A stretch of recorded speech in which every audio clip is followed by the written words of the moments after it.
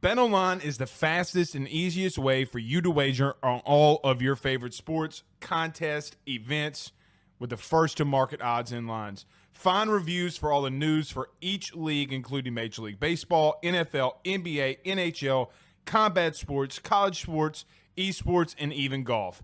BetOnline continues to be the top online resource for all of your sports information for live in-game betting, props, and futures. Head on over to BetOnline today and use your mobile device to join and make your first sports bet. Use our promo code BELIEVE50, that's BELIEVE50, BLEAV 50, to receive your 50% off welcome bonus on your first deposit. That's betonline.ag, betonline.ag. Carter, the power, Bryant. Good evening, good sir. Have you given to the collective today? I entered my name into the transfer portal because, like, literally every single human being on the planet. So you're no longer an LSU fan? Me? Yeah. Am I not an LSU fan? No, I'm very much an LSU fan. Oh, you said you're going into the portal. Your fandom's going into the portal? No, I'm entering the portal so I could be available for Brian Kelly to play tight end, because all I did this weekend, Blake, when Luke Haas entered the portal, was just said, hey, we could use another tight end. But everyone was educating me that Kamarion Pimpton and Trey'Dez Green is on the team. Did you know that they're on the team? And J.D. LaFleur, they're on the tackle football team for the LSU Tigers in Baton Rouge, Louisiana? Yes, and here's a news flash. They're going after a tight end. Exactly. So I say this weekend thinking that it was just going to be a normal weekend. Mm-hmm. But well, you should have known better that it was going to be wasn't going to be a normal weekend, because you knew that the committee would screw things up for the playoff. So look, I think Arkansas is burning. I think a lot of these other SEC schools are burning, but you already see a big domino in Jackson Arnold going to Mississippi State. Has he announced that, or is that? I mean, I have my assumptions too, but with Levy being there, it makes sense. So okay. Look, well, it's not official yet, but nothing's official. But I'm excited about some of these smoke and mirrors around some of the players that I think could help LSU immediately. And while I do think tight end's a relatively big need, like you said, Blake, nothing is bigger than the safety position right now for LSU. And there should be quite a few safeties that they could go after to help this team right now. The DJ Metcalf kid, I have no idea if LSU is going to go after him. So I don't want to spend much time on him. Yeah. But he was at Arkansas and he entered today, the cousin of DK Metcalf. Is he a good player? Yeah. So I think you said DJ. It's TJ Metcalf. Okay. TJ Metcalf. My bad. And very productive player. Obviously, the stats are really inflated, Blake, because he had one massive game versus Auburn where he had 3 interceptions. He's a fine player. I think, obviously, you saw what happened the last time they brought in an Arkansas transfer DB. Well, multiples. It turned out pretty good for them. But TJ's a solid player. Obviously, he's definitely better than what we have. Yes, I think so. I think LSU could do better, though. I do. And I think that they should do better, and they should want to do better. And I'm with you, Blake, 1,000%. That is the biggest need on this entire roster right now. And if it's not addressed, it's just going to be a lot more of what you saw last year. Like, it is amazing how much football you watch where the other team safeties, even if they're not really the best players, they make that touchdown saving tackle. And LSU just didn't do it this year. You can just go through every single game and you find these 30, 40, 50-yard touchdown runs that happen to LSU. And look, other teams, it happens to them as well, but they make touchdown saving tackles every now and then, and we just couldn't do it. And until you bring in competent safety play, it's just not going to get fixed.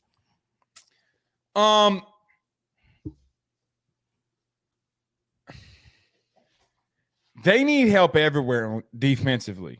And at the current moment, I haven't seen the big hog mollies up front that they need DTs. I haven't seen the big ones that have gone in the portal that I think that they can go after. Right. There is no Walter Nolan right now. There is no big DTs that are in the portal right now. And to be real with you, it worries me. It really worries me. And so I know that they want to be aggressive, but aggressive where? You know what's going to have to happen here? Whoever has this is what is going to happen. The teams that have the best staffs at evaluating are going to crush this thing. The teams that can't evaluate are going to get their shit pushed in. That's the thing that's going to happen here. And I don't know at the current moment, Carter, how I feel about this team's evaluations, this staff's evaluations. I don't. They've missed on a lot of dudes. Like, let's call it what it is. Like, that's big. Is it wrong? You're coming in hot. Well, you're coming in hot. You're coming in hot, baby. Okay, well, hold on. You fired an incomplete defensive staff. A complete defensive staff. Now Blake Baker and Bo Davis and Kevin Peoples and Corey Raymond, this is where they really make their money. This is where they make their money now. Offensively, they've been fine. I mean, they've been fine. Brad Davis they've been fine. Defensively, this is where they make their hay. This is where they make their stand because you need a lot defensively, a whole hell of a lot. So the highest paid coordinator in the country, the guy that coaches the secondary that we call the GOAT, Kevin Peoples, who's some prodigy. Well, Bo Davis, who is a legacy and a legend. Carter, they gotta come through here, man. Because you can't do what you keep been doing. These evaluations defensively have been bad. Blake, I got to be honest. I was just messing with you, saying you're coming in hot. You're right. No, you're 1,000% correct. Look, I know I'm right. Well, I was just letting you know that you're right. I'm not always, I don't always agree with you on things, but look, you got to ask this question: did Ole Miss get ROI with Walter Nolan this year? Oh. More than ever. Yes. If you want me to go down that rabbit hole very quickly, I can't show you this play, but Colin Simmons on the Trevor Etienne run in the SEC championship game was worth $1 million. Hawked him down. Yeah. So I don't believe Walter Nolan got $1 million, but they got $1 million. It's around $650. Yeah. So that's where I heard anything. Is he worth 50 to 60 grand a month? Is that what that play's worth to you? Yeah. Is being number 2 in run defense worth $650,000 to you? By the way, now you have TV revenue share that you can give these kids along with NIL. Yeah. Look, there probably won't be. Well, I'll just say it. There won't be a defensive tackle as good as him. And I understand everybody wants Jaheim Otis because he's potentially the best guy in there right now. But you're right. I mean, the defensive tackle pickings are very slim at this point. I know I heard Kevin Peoples just offered a Kent State Cameron Olds. How much of Kent State you watch this year? Oh, 0. I mean, they didn't win. They were 133rd in the country in defense, and he was the best player that they had, and the kid had nobody around him. He's gonna be a sneaky pickup. You watch. All right, so I hope LSU lands him. I do too. Yeah. So yeah, I mean, it's a weird dichotomy, Blake, because there's a lot of fans that are hearing about, NIL push this and all of that. One thing that I've heard quite a bit, one from someone who supports pretty massively with traditions and just from people as a whole, why would you pay a defensive staff as much as LSU has paid them when, you lost bidding wars for some of the best players? So there's an idea out there. It's not so much that the coaches for LSU aren't great. The defensive coaches, I think, did pretty good with what they had last year, in particular Bo Davis. But Blake, every single position coach that coaches on that defense, outside of Jake Olson, who's super young. It makes sense. He's not getting paid as much as those other guys. Like, they're making a lot of money in comparison to all the other defensive coaches that are out there. It's honestly, and I'm not Mr. Pocket Watch, but that's essentially what we're doing, right? When discussing, NIL, how do you allocate your resources? It is astonishing, Blake, how much the defensive staff gets paid, and they might be worth it. We'll see how the defense evolves. The recruiting is the number one thing that you have to do, and it is what it is. Now, some of that may be out of their hands in reference to, they're really trying. We don't really know if Blake Baker and Bo Davis can win over a guy when it starts coming down to money. So there's there's also an avenue now where we're going to have to talk about. Let's just say, for an example, let's say that Matt House was here and he had inherited this situation. Okay. And we just say to, well, man, Matt House is here, but you're getting beat on every defensive tackle when it comes down to money. Yes. And so, like, how are we supposed to even judge them too? So to talk about them, I'm with you, but I don't even know how to judge them unless it's on field. I'll throw this out at you, buddy. Congratulations. You and I had a very massive take in the preseason and we hit on it. Do you want to know what it is? Let's hear it. I'm all, yeah. Me and you both said that LSU would be around the mid-50s when it came to total defense this year. Do you want to know what they are? In total defense, let's hear it. In total defense. Let's hear it. They were 52nd in the country in total defense. They climbed 50 spots. I don't think that you can ask Blake Baker for anything more than that. Were there some games that they allowed a running quarterback to decimate them? Yep. Yeah. They climbed 50 spots. That is a massive leap on what he did in year one. But to get back to the real pointer on here, Carter, they better destroy it in the portal. And I'm going to tell you, I am very nervous. You should be. You should be. I mean, it's just simple. Go ahead. You should be. I understand LSU's resources are getting better. Obviously, everyone's doing the best they can. Shout out Tiger Bait, what they did earlier, Preston and them. We're doing a $100 win bar giveaway, and we're going to get it signed by somebody on staff. Good. So look, and hold on, just in case people are watching the clip and not the live show, the way that it's going to be a drawing, the way that you get into the drawing, you got a screenshot and send to me that you gave $100 to the collective. We will put your name in a drawing, and then in 2 weeks, we're going to draw a name out of that hat, and somebody's getting a signed win bar. Yeah. So here's what I would say, Blake, about this. The final thing on the defensive staff. Once again, the worst thing you can be labeled, and I've been doing sports media for over a decade now, is Mr. Pocket Watcher. I don't want anyone to think I'm doing Mr. Pocket Watcher here, but Blake, you kind of have to do it. You just do, because there is no cap. There is no real structure. They do it in the NFL, and there is a cap. Right.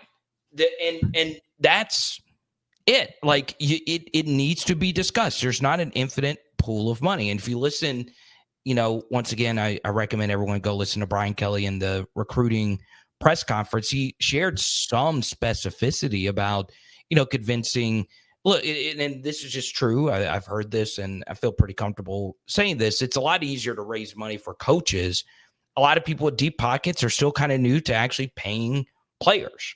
It's still kind of new, but it's just what you have to do, right? If you have money, wait till they start seeing players in the same restaurants as them and taking their girlfriend out to a nice dinner because they're making $265,000 a year in TV revenue share. Yeah, somebody wearing some Sperry's, and next over it's someone wearing slides and socks, and they're all making. Don't ever make fun of the lemon pepper steppers ever again. Lemon pepper steppers, baby. You got it. So when you let me ask you this: when you wear Crocs, do you wear socks, or are you barefoot under? Depends. In the winter, I will wear socks because my feet are cold. Huh? But if it's the winter, no, I let them puppies hang. Gotta let them hang, man. Yeah, because you can wash Crocs, and I wash my Crocs every week. Put them in the washing machine. Really? Does it rattle all that? Uh-huh. I'll tell you this. I put some slides on for the first time in forever, and boy, they're comfy. I know, man. I've always been a Croc Next guy. thing you know, you're going to be wearing white New Balances. My shoe game right now, I love having a good shoe game. My shoe game right now is nothing but comfort. That's the way you got to go, baby. That's nothing but comfort, baby. These hogs are howling at the end of the day. Let me ask you a question. How do you feel about Barry? How do you feel about Barry and Brown? Barry and Brown. Okay. Here's the truth. Kentucky doesn't know how to throw a forward pass, and this kid found a way to be productive. He single-handedly beat Ole Miss. Yeah, him and Dane Key played really well. Him and Dane Key single-handedly beat Ole Miss. And here's another thing. You're going to have the best special teams return dudes if Xavier Thomas returns and Barry and Brown returns in the country. And Aaron Anderson. Yeah. The kid can flat out fly. And here's the God's honest truth. He's everything that we wanted Chris Hilton to be and others that we wanted them to be. He has produced that in the SEC against with a team that Carter, he's got in 3 seasons, 11, 5, 2. So that's 18 touchdowns. He's got 18 touchdowns on a 4-8 team in his career. And a non-productive offense. The kid can flat out play now. Yeah, and he was a true freshman producer. So at his youngest age, that's normally something better every year too. That's the scary thing. Yeah. So I understand wide receiver's not the biggest need, but it is it's a massive need. Yeah. And look, I go back to that number 12 number Brian Kelly mentioned. You got 12 players in the portal right now. Yeah. And think it's coincidence? Not really. This isn't coincidence. Yeah, they knew who they wanted when they were going in there. And here's one thing I would caution everyone against. All right. The best players have normally proven something. So if you read a tweet from one of these reporters or whatever, and what they list is former top 50 recruit, then you should stay away. That means he's not played. That means he's probably not that good. All right. But if the reporter lists some kind of stats, that means you got a chance. It means you got a chance. All right. Because look, a lot of the guys, Blake, from LSU that have entered the portal, guys like J.K. Johnson, he really didn't play. You know, what was the big thing about J.K. Johnson when he came over? He was a top 100 recruit from Ohio State. All right. Same thing with Jair Brown. You know, Louisiana ties, Ohio State. Well, he didn't play.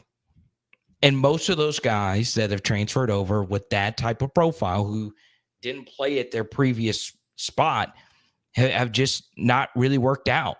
There's a few that have, but more often than not, that's the case. So you look at a lot of the guys that Ole Miss brought in.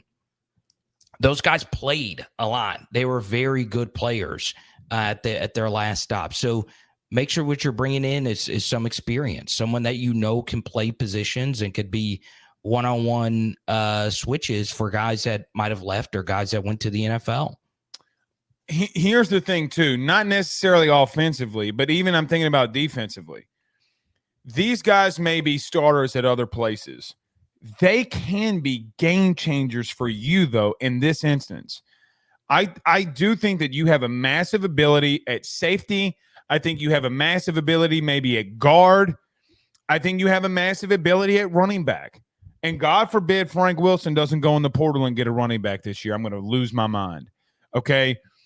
There comes a part where if you go and get the kid from Miami of Ohio, I know he played corner. I think he can play safety too because how good of a corner he was at tackling. He had 50 tackles last year. The kid from Miami of Ohio, as an example to your point, in 2 years had 31 PBUs. 31. Wow. Yeah. That's a lot. Dude was all over the place making plays. I would offer him a crap load of money. He's a better playmaker than anything that you've had in your secondary the last 2 years. It's not close, bud. It's not close. So what's crazy about this is LSU was 46 in the country in pass defense, but it was because they had 3 games where teams just ran the ball all over them. Right. So it's not like you really got tested. So there does come that. All right, Yeah. Carter Bryant joining us. You do think LSU takes a tight end, to circle back to that. Yeah. Luke Haas, Bauer Sharp, and Terrence Carter all have entered.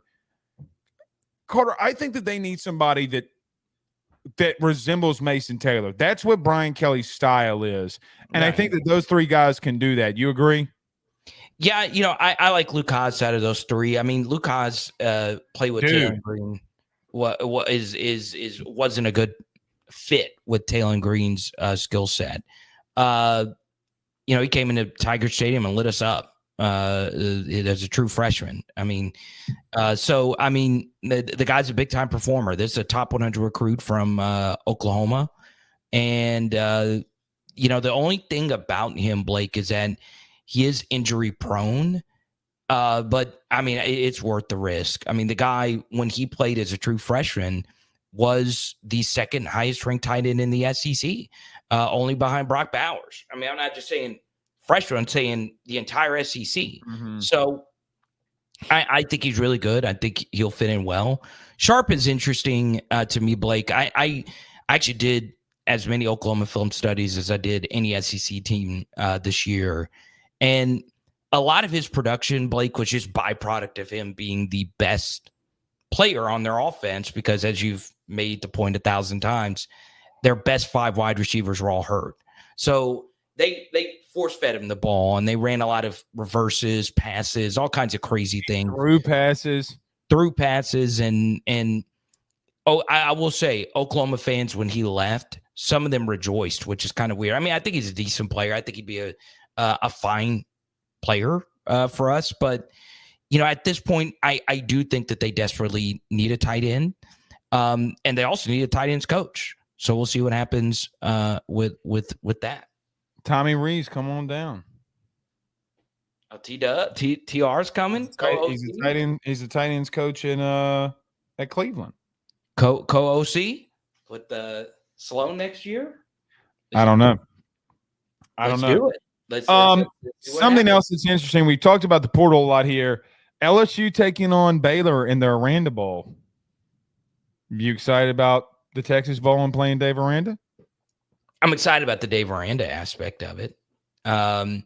Anything else about it? Like, Blake, I mean, we've played the Texas Bowl so many times now, and I don't know. Like, I always tell my audience, I always tell your audience, we should cherish every single game. We only get 13 of these every year. And if you're lucky, you get 15 plus, right? With that said, there were so many sexy bowl matchups for LSU. I would die for LSU to play Michigan. I'd die for LSU to play Colorado. That would have been insane. There were so many sexier matchups, and we get Baylor.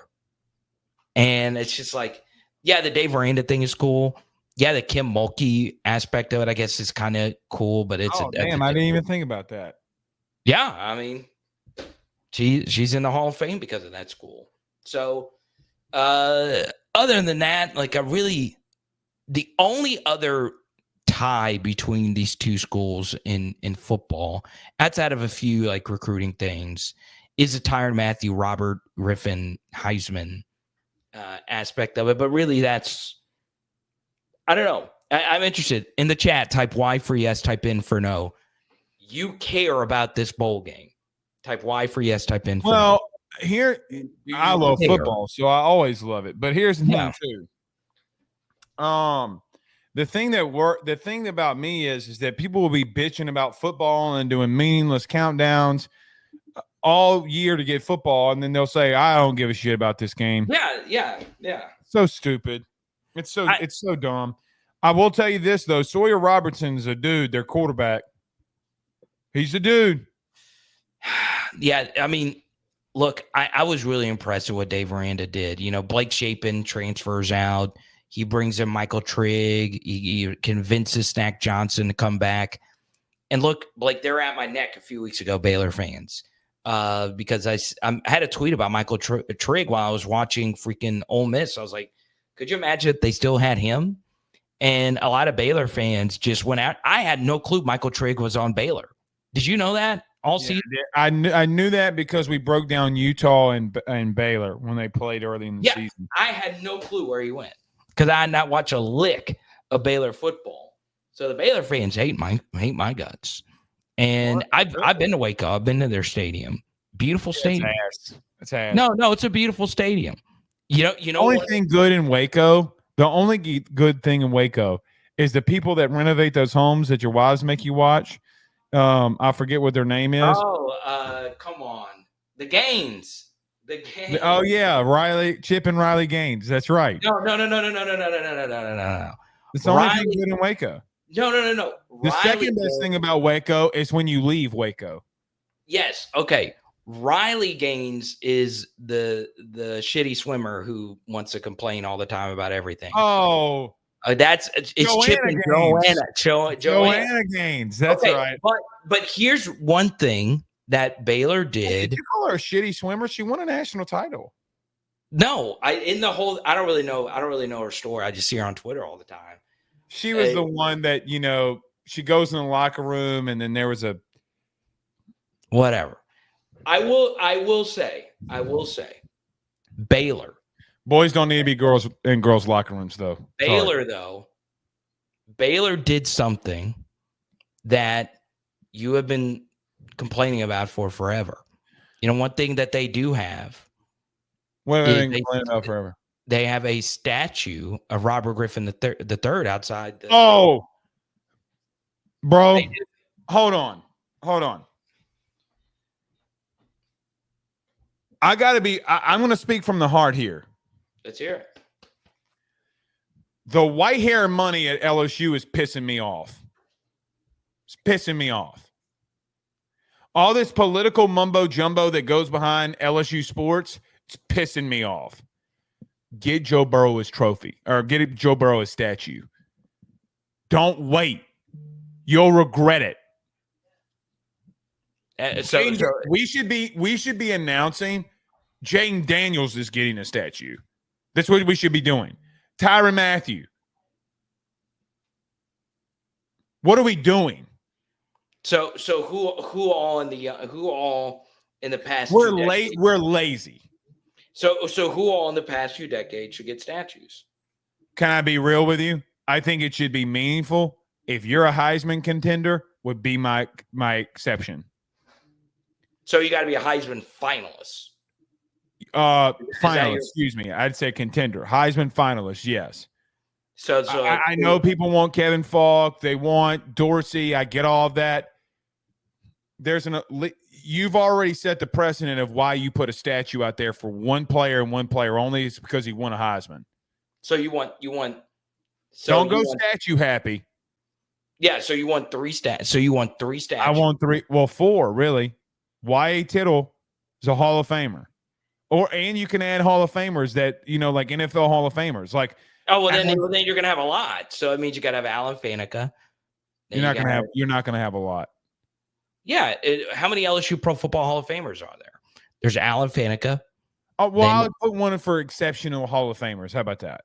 Right. So I will say the Robert Griffin statue outside of Baylor is pretty epic. Okay. So makes me mad, man. So it is pretty cool. But so Joe Burrow and Jaden Daniels, and that's it.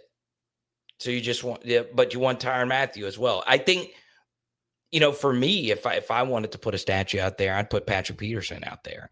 That's my personal preference. We can make an exception for so many people. I'm with you. Yes. But here's the bottom line truth. Joe Burrow, it's been 5 years.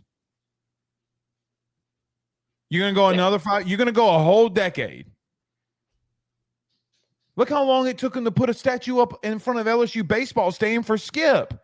He's the greatest baseball coach of all time. Nick Saban was still coaching and had a statue. We are a disorganized institution. That is the truth. I will say though, LSU's done overall in the other sports, they've done a good job with the statues. I think they have the the statue's correct for all the other sports. Brother, it took 25 years to get Simone one. Yeah, so they got it. They got it right. And 25 years? But they eventually got it right. Statues that are might expensive. be a quarter of our life. Okay, well, Blake, listen, you can ask freaking Dwayne freaking Wade. Like, you don't want to rush a statue. I mean, you got to make sure you get it right. Like, have you ever seen that's a whole different exception. A whole different exception. But that's the thing. You know, people are like, well, I don't want a statue. I want the money to go to NIL. It's tough. Because, like, what? A statue costs. You can afford both. What? They can afford both. Yeah, just get a sponsor. Here's the thing. Yeah. Here's the thing. LSU's about to pay $20-ish million in TV revenue money to kids. To players. Yes.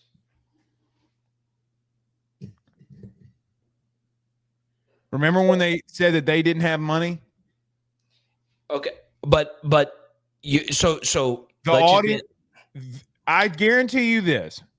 If you looked at LSU Sports bank account right now, the bitch is about $50 million away from being on zero. You have $1 billion endowment. You got money. Hey, my guy Chance says F them statues, as does I don't care. He can lick a brick. I don't care. Drew sends the $20 super chat, says, Blake, appreciate your efforts to make us elite. Receipt for Bayou Traditions sent to your X account. Would appreciate more communication, transparency from them. How will funds be used? Target goals. Carter, here's what I'll say. The target is they're trying to go get people. That's the target. They need more. I think that there are things. I think that there are things. I think they need to hire a staff to run the collective. They don't have a staff. They have a dude. I do, from what I understand, I do feel they're understaffed in that aspect. And one more thing I'll say, Blake. All right. You guys know my second team has become Tennessee. Freaking love Tennessee. They have welcomed me in. They hired 50 people just for donations. If y'all knew half of what I've heard about the Tennessee like NIL stuff, they hired 50 people. They got 50 people hired. We have one. It's insane. And this is Knoxville. I mean, this is not like Knoxville got that pilot money. Yes. But that's what I'm saying is like you don't think them, no. You think like Austin, Texas, you think what Oregon and all that stuff. But man, Tennessee's got their shit in order. I mean, they really, really, really do. And part of that was seen with I don't remember the kid's name, the 5-star tackles. What was it, Sanders? That they were able to hold on to. Oh, David Sanders, yeah. Yes. So look, I'm a big Heupel guy. I'm a big believer in and then they went and got the number one quarterback, Frazen Brandon, next year. Well, they spending money over fist, brother. I mean, it is what it is. Now he said target goal. Here's the target goal. You need $20 million. I basically what I'm saying is just do what they're doing, right? Like everybody I talk to about collectives says Tennessee's kind of the quiet force that you got to look out for. I love the Vols. I love the style that they play both offensively and defensively. And I hate that they got a brutal draw in the playoff. Pressure since no, you can't be bought. You can't be bought. Well, hold on. I'm gonna get to Precious in just a second. Last thing here. I said this on Ruffino and Joe show tonight. Ohio State's got a big problem against Tennessee. Massive problem. They can't run the football. Their O-line's beat to shit. See, I actually think it's the other way. I don't think that they're going to be able to stop Sampson. No. Ohio State can't run the ball, and they can't do it against Tennessee. Yeah. Sampson's going to be able to run the ball. I'm not saying that. Oh no, that's what I'm saying. I'm agreeing with you, and I think on both sides. Tennessee could go up there and win now. The All Vols, right. baby. But The they got to. VFL. They're so inconsistent, though. They'll have an elite first half and then a shitty second half, or vice versa. What got beat them against Arkansas? Press says, how much to donate to skip the line for the win bar? Probably like 5,000. If Pressure donates 100 right now, I'll send him an LSU auto tomorrow. If he does another hundo, if he sends you a receipt, I'll send him another LSU. I don't know who sent me receipts during the show. I'm going to do everything humanly possible. I am tired of getting my ass kicked. Well, Pressure is one of my really good friends now as Mine well. too. I know Pressure dropped a good bit, so I'll send him an Pressure could drop 10 grand and not even think about it. He took me out to see, that's untapped money right there. You know what I feel like I'm finding? I'm finding the untapped oil that's in them, that's out there in them streets. I'm going to tap them oil wells one at a time, and whatever comes out, we're going to keep pumping, baby. Pause. Okay, but before I go, okay, for the statue debate, do you do a hard cutoff at the high? I'm big on the legacy stuff. Do you do a hard cutoff on the Heisman winner? Like you have to win the Heisman. I mean, that's what Oklahoma does. It's what Baylor did. Yeah. So you're saying Jaden Daniels, Joe Burrow, 100%, and that's it. And maybe Y.A. Tittle. He didn't win the Heisman. I know, but I'm going to make an exception. No, there's Y.A. Tittle. He was a 2-time league MVP. Okay. If you want, look, I think Justin Jefferson's going to break every receiver record if he stays healthy. I put him up there. Yeah.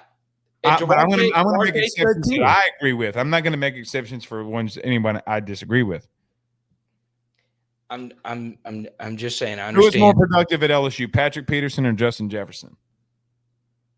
Who was a better college football player, Patrick Peterson? That's not. Yeah, it's Patrick Peterson. Who's a better college football player, Patrick Peterson or Joe Burrow? Patrick Peterson. Good night, Carter. Yes. No, it was not. I will go 10 toes down into this. Okay. Here's what I'll say. Full disclosure. You're wrong, but continue. No, that's fine. Everybody was going to disagree with you. That's fine. But Patrick Peterson is a friend. Okay. I knew him at LSU. We reconnected in Vegas, obviously. So I'll share that. But I do think when you factor in the modern era of LSU football, what that guy did for this university on and off the field is absolutely absurd. Same thing could be said about Joe Burrow, but Burrow took it to a different level. I'm not disagreeing with you, but do you want to have an argument about the difference between being an elite producer for 3 years compared to an elite producer for 1? Julio had a game with 10 catches on him. Joe had a game where he scored 8 touchdowns. It's a massive difference. Yeah, but you're talking about somebody's worst game against a Pro Football Hall of Famer, and then you're talking about Joe Burrow, who plays quarterback, who gets to touch the football every single time. All I'm saying is Patrick Peterson, in the grand scheme of things, is so undervalued in the GOAT LSU debates. Every single one of them, nobody ever really brings him up. And you're talking about the guy who made DBU what it is now. It was him. He was the one that made DBU cool. Right? There was great defensive backs before, but when did DBU became DBU? Who started that? Corey Webster. He was the first great DB, but when DBU actually became a thing, when it was actually like the national it was cool to be a corner at LSU when Saban was here, and you know that. It was cool to be a DB. But Patrick Peterson was literally in the Heisman discussion for half the season. His final year at LSU. I don't think Patrick Peterson was more productive than Tyrann Mathieu. Oh, I'm not disagreeing with you over that one season, but Patrick Peterson played for a career. I'll take the 2 years versus the 3. Oh, come on. He produced 10 total turnovers. But they played 2 different positions. By the way, he scored 3. No, I mean both of. I literally have a video of Tyrann Mathieu being on the boundary and catching an interception and Brandon Taylor falling on him. Yeah, I saw it was the Florida Gator interception. Yeah, but also y'all disrespect Burrow like that. Y'all hate the man too much. The man is the best LSU football player of all time. Y'all hate Joe Burrow paintings. I will agree that Joe Burrow's single season. It ain't DBU now though. Joe Burrow's single season is the best season in LSU history. I would never disagree with that. All right. He is by far number one when it comes to single seasons. And then it's Tyrann Mathieu or Jaden Daniels for number two. All right. I would totally agree with you on that. But if you're factoring in the entire career, okay. It's to me, it's Patrick Peterson. And when we both get to heaven and I ask Jesus who was the best football player and he says Joe Burrow, you're going to be like, sorry. Oh, Jesus ends all arguments, and Jesus would agree with me. Sorry, I've already asked him. I love Jesus too. I love Jesus. All right, Carter the Power Bryant. We'll do this debate for another night. See you, bud. Yeah, it's Joe Burrow. Okay, bye-bye.